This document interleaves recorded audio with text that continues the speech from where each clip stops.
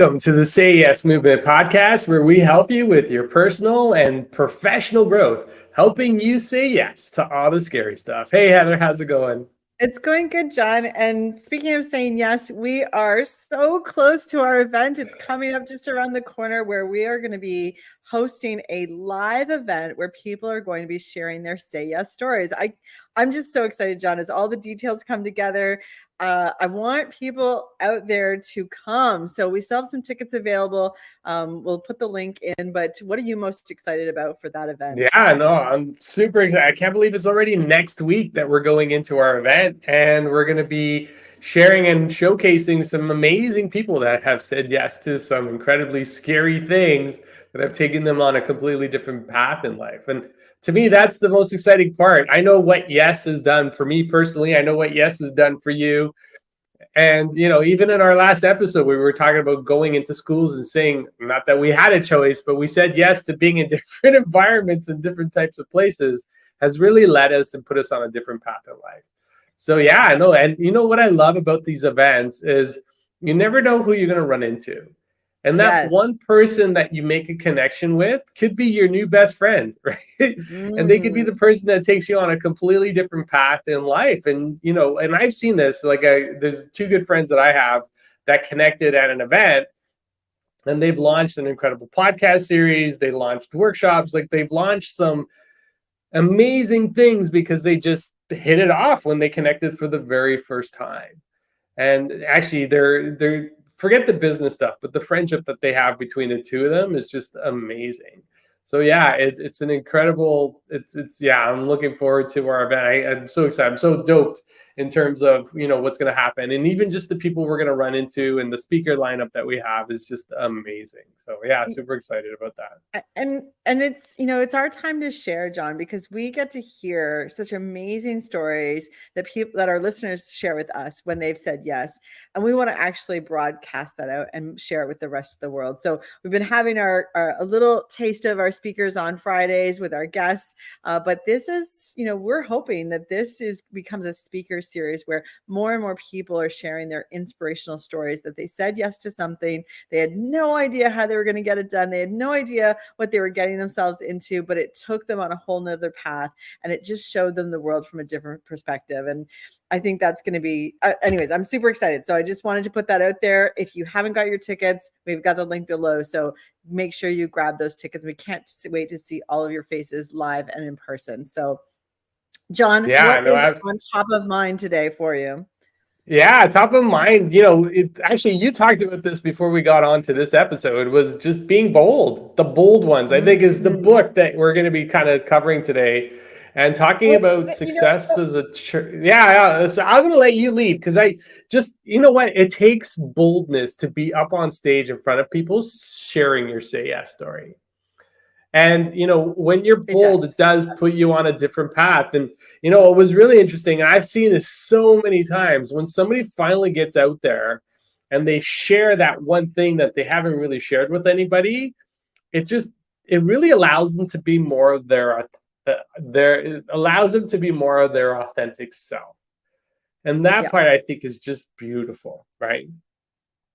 It's beautiful for the experience of listening to those stories. It's scary as hell for the person sharing those stories. And, I often share my stories a little bit on the podcast, but some of the more intimate ones are with smaller groups and individuals. And people always walk away saying, that made me feel normal. That made me feel good. That made me feel better about my situation. And it reminds me that all the messy bits of my life are the ones that actually I should be sharing, because that's the inspiring part. So if you're thinking to yourself, oh, I don't have a story to tell, or no one would learn from my lessons, you are absolutely wrong. That is not a truth that you're telling yourself.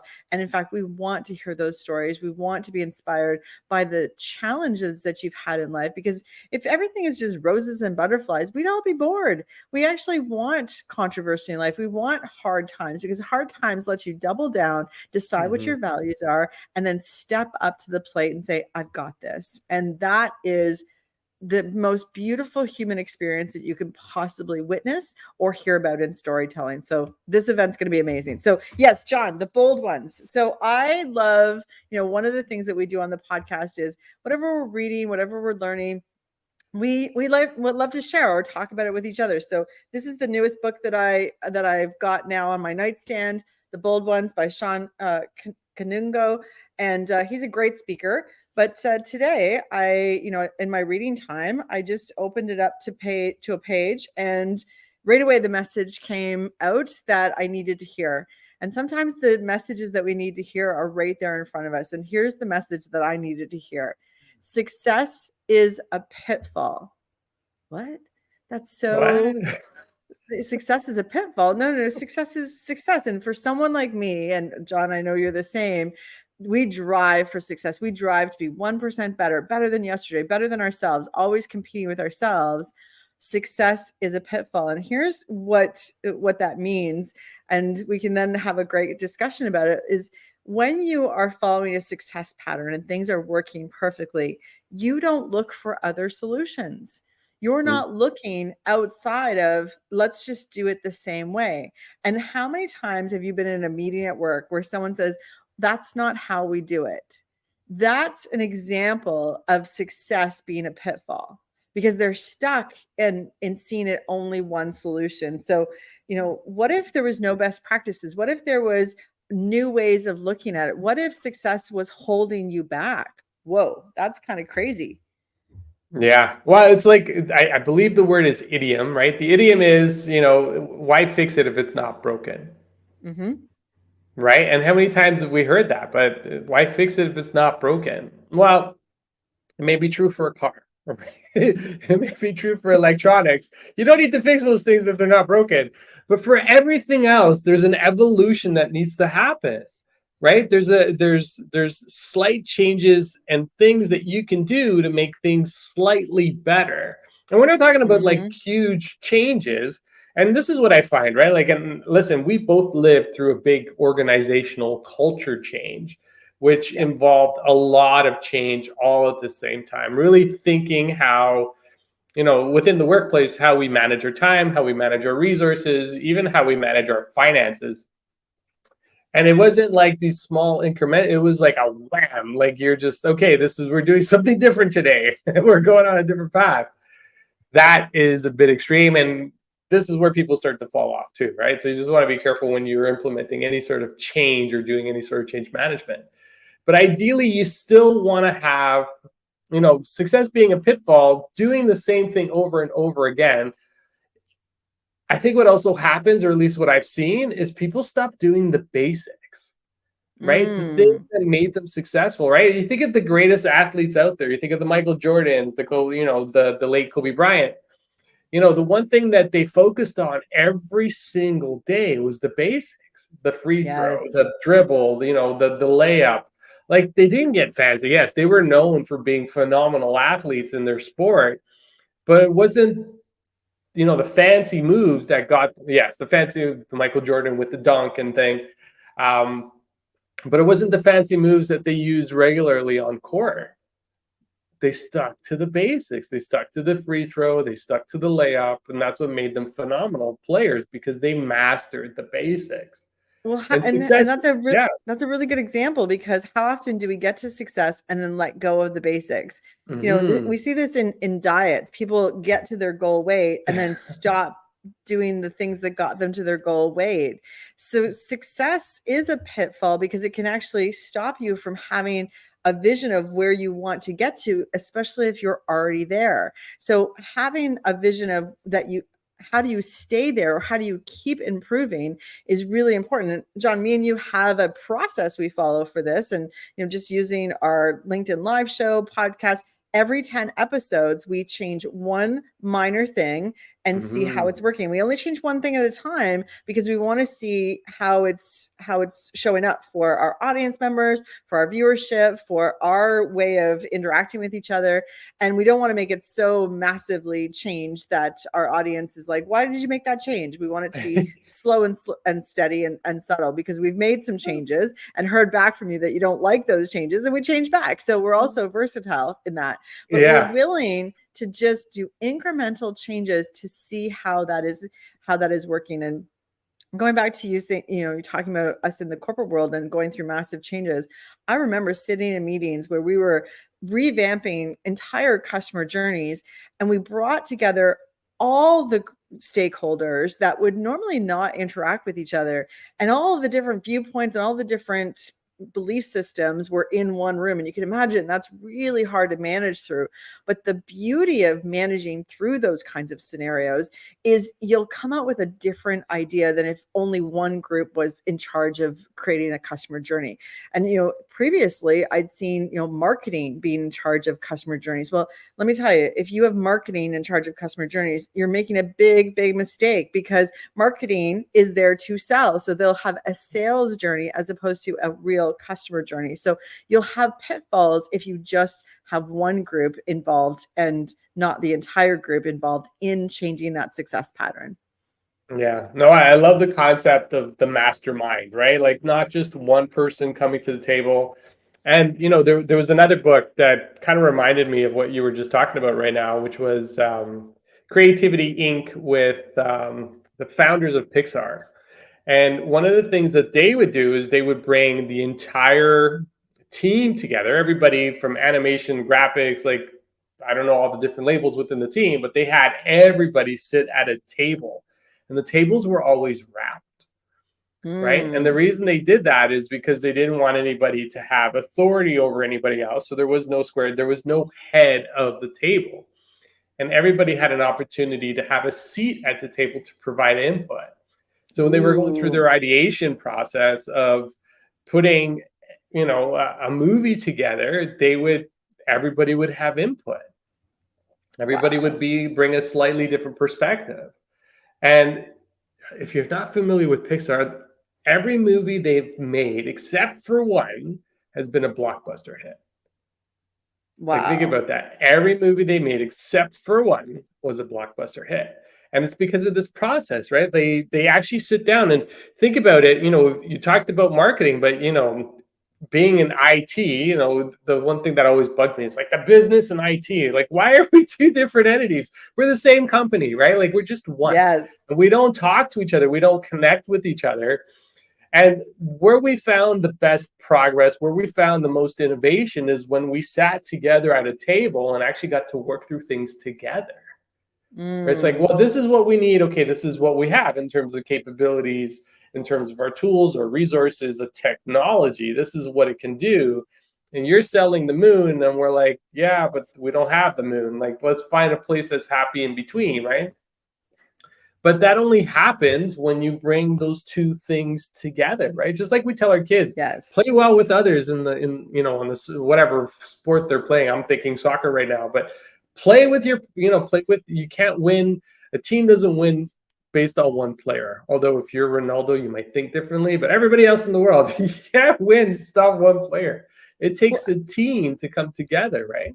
And use that sports analogy for this concept of success as a pitfall. If you're the number one team, you just are trying, you're not trying as hard as the second team that wants to beat you. They have aggression, they have a reason for a purpose for being together as a team. Whereas the winning team is, if they sit on their laurels, guess what? They're going to be taken off that pedestal really quickly. And the same thing will happen in your own successes. So think about the things that you're successful at, and then check in, is this holding you back? And you talked about some big name sports stars. When they retire, if they don't have a plan of action for next, they go into a mental state of depression. And because they haven't filled in what their purpose is, and they haven't created a new success pattern to follow. So this is also something that, this success is a pitfall, affects you mentally and physically, especially for those high achievers that have a purpose and then they have to change it because of retirement or because, whatever reason you're changing your jobs. It can happen to all of us. So, this success is a pitfall is such an interesting concept. And I'm really going to explore it, because we often hear, do what you're really good at and do it, don't worry about the other stuff. And I don't know. I think we actually have to explore what we're really good at and decide, well, what does really good mean in the next version, the 2.0 version of what we're really good at, and the 3.0 version and the 4.0 version. Like, imagine if Apple had never kept going with technology. All the others would have caught up and moved forward, and we wouldn't have these amazing technology in front of us, but they have gone back to the table and innovated over and over and over again. And even though sometimes we're like, why did they change it? We loved that version of it. But, back in the day, the farmers loved their, carts by horses, but Henry Ford said, no, we're going to drive cars. And, eventually cars was the new thing. Thank goodness. Thank goodness someone had vision for what success actually looks like. Yeah, I'm just thinking the buggy and the horse, and then they put the cars on the field to pull plows, right? So it was no longer the cows in the field and the plows. Like, yeah, no, listen, the one thing that people get irritated or frustrated at is, you talked about Apple for a second. And the increments, like the changes they're making, are very small now, right? Like they're in percentages. They weren't, when we go from one phone to another, like one version of a phone to another, it was like huge, right? Like it was like, oh my gosh, look at how much, from the original iPhone, I think I still have one somewhere, to to the phone that we have today. Is huge change. But there's been 15 different iterations of those changes that have happened, right? Because now we're going on the iPhone 15. And we talk about the small incremental changes. This is what's kept them profitable. This is what kept them, being innovative, because they're making small incremental changes, right? And the thing is, when you reach that point in success, it's like, oh, we're good. We're good. We don't need to do anything else. Well, if you don't do anything else, somebody, like you just said, is just going to surpass you.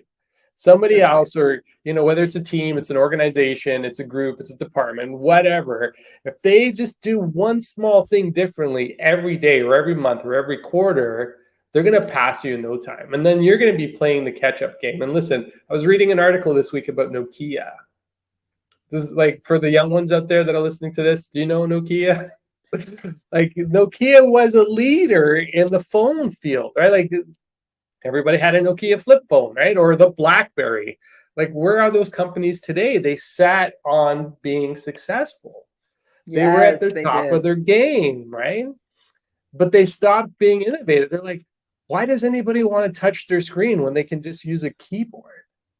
Yeah, Well, it's now it's who even crazy. uses a keyboard, right? Like, I talk to my phone all the time. My wife's like, is your girlfriend Siri? Like, she's like, what's the matter with you? You talk to Siri like she's a person. No, she's AI. She's interactive.